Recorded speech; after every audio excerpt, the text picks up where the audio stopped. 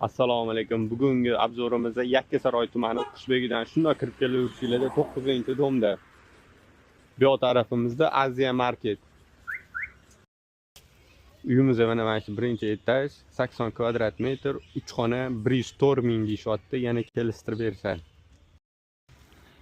Uyimizning orqa tarafida mana shunaqa chiroyli detskiy plashatka bor va keng maydon mashina qo'yish uchun.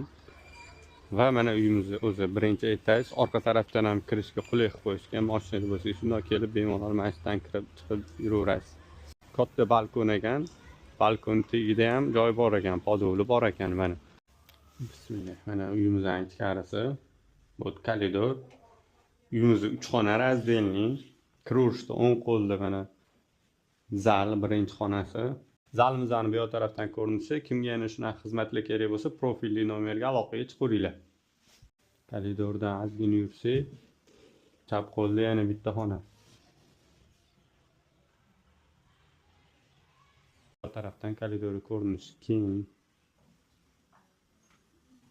Keyin yana bitta xona, spalni. Mebellar ketadi. Hammom. Hojatxona alohida mana. Hammom tualetdan o'tganinglardan keyin mana shunaqa keng maydon qilib qo'yishgan ekan, ochib gazlarni balkonga chiqarib, mana stroyni mebeli qolar ekan. Balkonni mana bu yoq tarafdan ko'rinishi. Uyimizning narxini $1,5 million deyishyapti. Kimga shunaqa uylar kerak bo'lsa, jo'natib qo'yinglar.